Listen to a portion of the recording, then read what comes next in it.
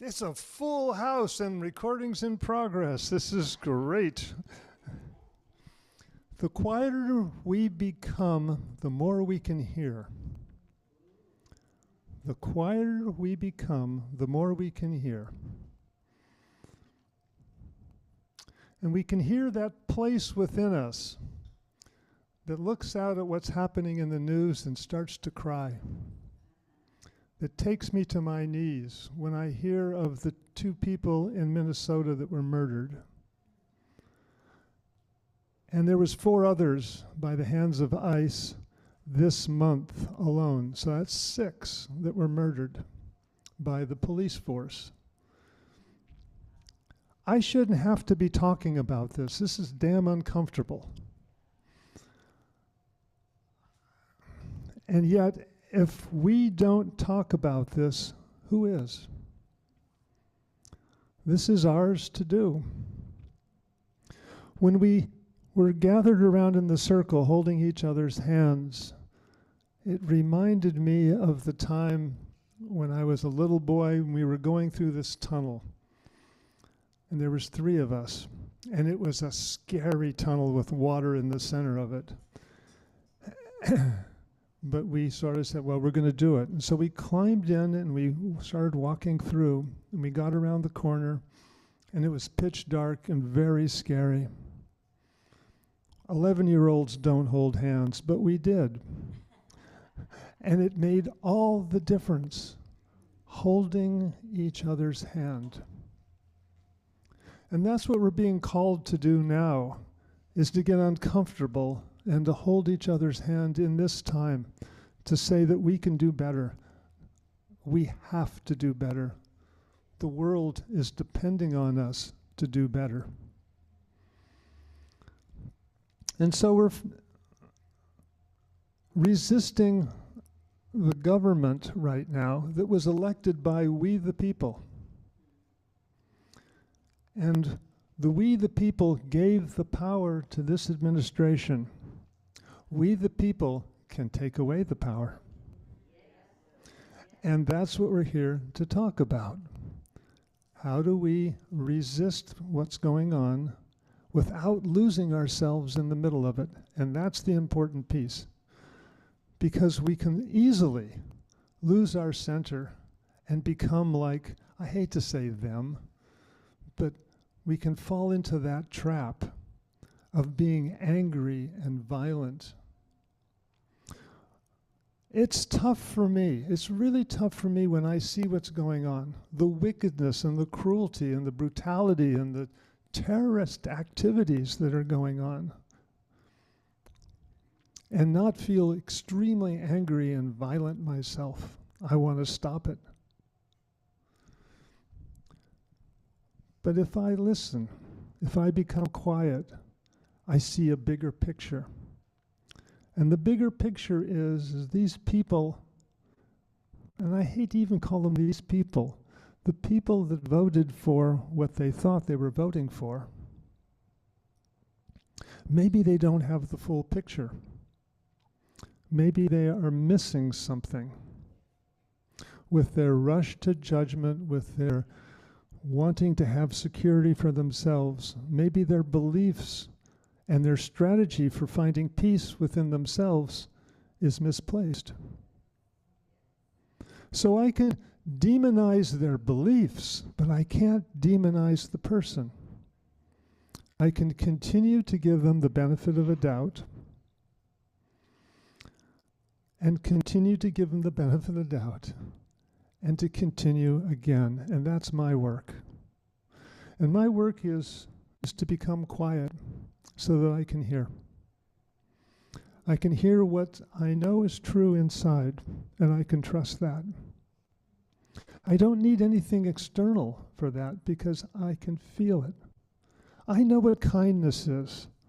I know what it feels like to hold somebody's hand in the dark when I'm afraid. And so, how do we move forward and do better? And this talk is about standing up and speaking out. And I know we were told by the parents, When you go to a party, you don't talk about religion, you don't talk about politics, and you don't touch sex. No, that's... Why not? If we don't talk about it, how are we going to learn from one another? How are we going to hear diverse opinions? Diversity is what makes us great. There are so many facets to the diamond. All reflects the light of some sort. We all play a part in this divine tapestry. So why aren't we shining our light, our perspective, our vision of what this country could be? We could be promoting education, climate justice, solar activity, clean energy for everybody at a much cheaper price. It doesn't have to be this way. The oligarchs and the tech bros who have collared the money, we can redistribute that. It could be so much more equitable. It's called taxation. It's easy to do. When we think back to the good old days, and that was coming out of World War II in the 50s, when there was really strong unions and high taxation of the rich, up to 90%. Those are the good old days when there was abundance, when there was a middle class, and there was hope of improving. And when that started to filter in, the corporations said, no, we can't have this. The rich said, no, this is too much. The people are becoming too powerful. So we're going to have to kill the unions. We're going to have to divide you up so that you don't cooperate and talk to one another. So as we come together in places like this, and we start to feel a little bit empowered, how do we build on that empowerment? How do we go out into the world? Yesterday, I protest every Saturday from 11 to 12, and I'll be doing it for the next 3 years. And I do it because it energizes me. And when I see the grandmas and the kids wave back and give me a high five and honk the horns, it's like, yes, I see you, you see me, we have a shared vision. It's like holding each other's hand. 2,000 cars pass by that intersection. Probably a third of them honk out of that many cars. It's a cacophony. I take my hearing aids out. It's too much. So I do it because something in my heart won't let me not do it. And so I get up on Saturday morning, rain or shine, and if it's raining, we put plastic over our over our signs, and we go out and we do it. Not because we have to, because there's a higher calling. And that's the calling of the heart, the genuineness that we know is there.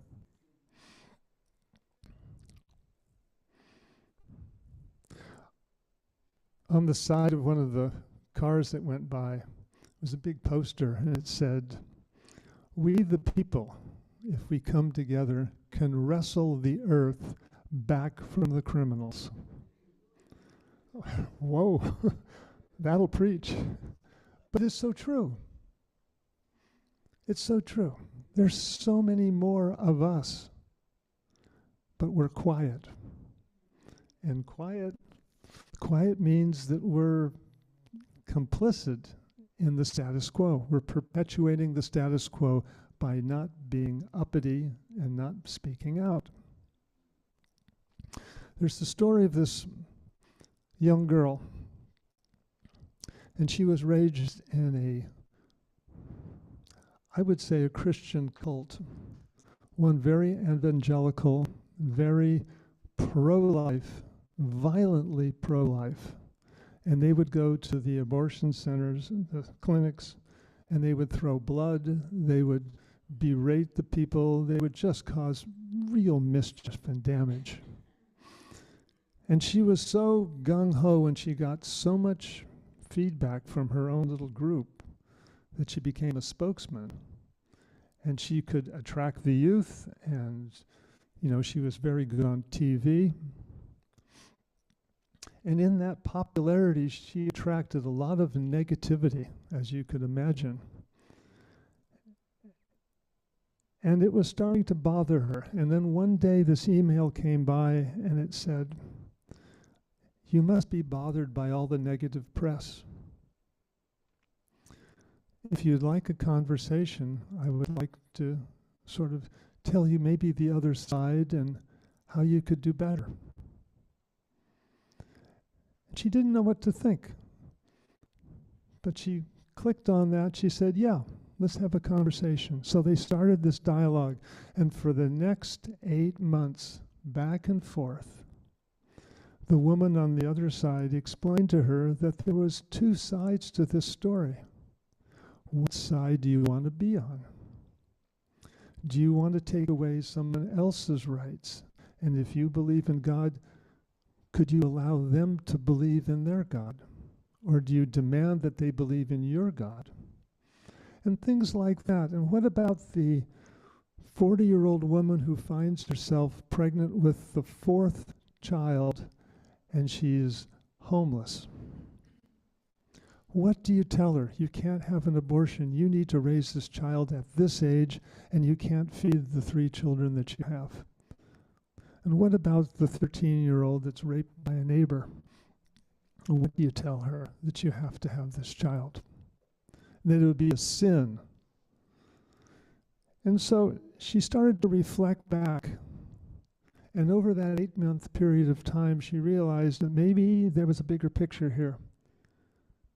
Maybe she had been brainwashed by wanting acceptance with the family, being accepted by the tribe. And it was really going against something, once she was educated, that she saw wasn't true. This is perhaps ours to do. Now, there's 2 heroes here in this story. The first hero is the lady that reached out in kindness and in love and was there to educate. Maybe we could become that skillful where we can reach out with kindness and start a dialogue. See, what is it that we really want? Both sides want the same thing. We want safety. We want security. We want to be loved. But what's our strategy to get it? Well, one side says, we need to terrorize this group and then we'll feel safe. We need to deport everybody and then we'll feel safe. Well, maybe that's not true. Have we examined it? Have we invited people with that belief to take a look? Is that really true? What is it that you want, and how are you going about getting it? So, when I become quiet, I can hear more. As we become quiet and start listening to what we know is true, we can act from that place of centeredness. And that's the key in all of this. That's the key to skillful means, is where are you acting from? When you're at the picket line, lock them up, turn them down. Is that an angry voice? Or is that a voice of authority that speaks from that place of inner conviction? It's not coming from a root anger. It's coming from a quiet place, a centered place. A place where I can see the whole picture and realize that you're not the problem, but the beliefs that have grown there have become the problem. And what kind of propaganda have you been listening to? What have you been digesting? The junk propaganda, the junk food that you've been consuming. And so again, not to demonize the person, but to demonize the beliefs and the propaganda that's out there, and to take a look at that.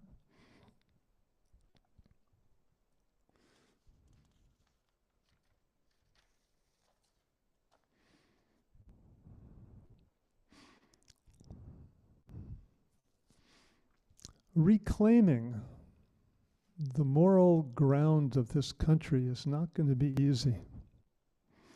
We have been hypnotized by our comforts. We don't want to jeopardize our comforts. We don't want to go out in the rain. We don't want to pull the weeds. There's a lot of things we don't want to do, but there's certain things that are needed to be done. Democracy is not a spectator sport. We don't get to sit on the sidelines and vote for one team or the other. We need to be in the field. We need to enter the arena, and it's uncomfortable. People get bloody in the arena. But you're never more alive than when you're in the arena. So are you looking for aliveness, or are you looking to be safe and comfortable? I don't have a lot of years left. If I don't do it now, when am I going to do it?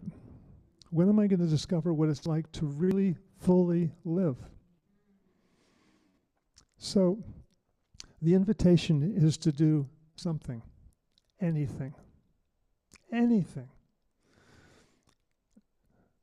any given day, I do at least 5 emails in terms of petitions I sign. On a big day, it could be 15. I call, I protest, I donate. And I'm keeping this up because if I don't do it, who will? And if we look around this room, I know I'm speaking to the choir. I know where your hearts are. And so the invitation again and again and again is to speak up and to act up and to become a nuisance. A productive, skillful nuisance. Last story. And so these 30 friends got together and they went, okay, we can't stand ice. We're going to make a big protest here. And we know that salt melts ice. So if we get a lot of salt, we can melt ice. Okay, so these 30 friends went into Target, and Target allows ice on their property. And they walked down the aisles, and they went to the aisle where all the salt is. And they bought all the salt. They went to the line, they all checked out, they went out to the parking lot, waited a few minutes or so, came back in, and returned it all. Then they went back out, and waited for about a half hour, an hour, until all the salt was put back on the shelves, came back in, bought it all up again, walked on out, and they returned it again. Well, management's noticing this. This is disruptive. This is causing, and they had signs, and we can't have this. They affected a change. This story is viral. I'm telling it and sharing it now. It's as simple as that. I would join that. That sounds kind of fun. And so we can do this. Every time I protest, I am energized. I know you know what I'm talking about. You meet the sweetest people. And our values are reflected. You can feel the shared values. It's delicious. So the message again is to stand up and to speak out, is to no longer remain silent. And we can continue this discussion in the cottage. What can we actually do, and what do we really want? What kind of legacy do we want to leave? I've got grandkids. What kind of legacy am I leaving for them? And this doesn't stop with the administration. This stops with corporate power. This stops with the climate denials. All of the different issues that we're facing right now. So,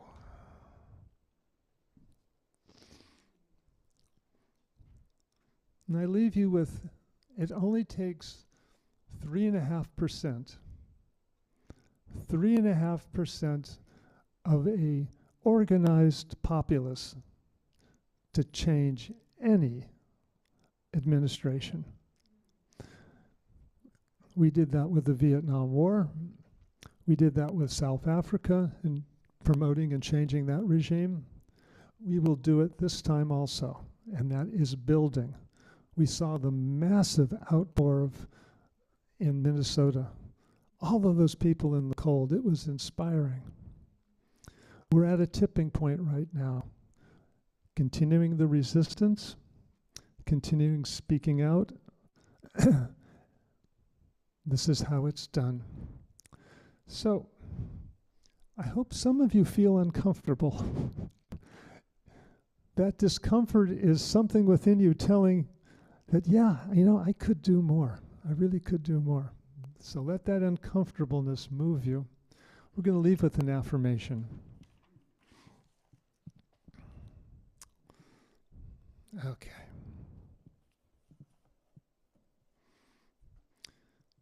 I want you to listen to these words and see if it's true and see if you can agree with them. Today I take a stand for common decency. I take a stand for kindness and the rule of law. I vow to conduct myself in such a manner as to promote this stand. I do so skillfully, uplifting each and every person I meet.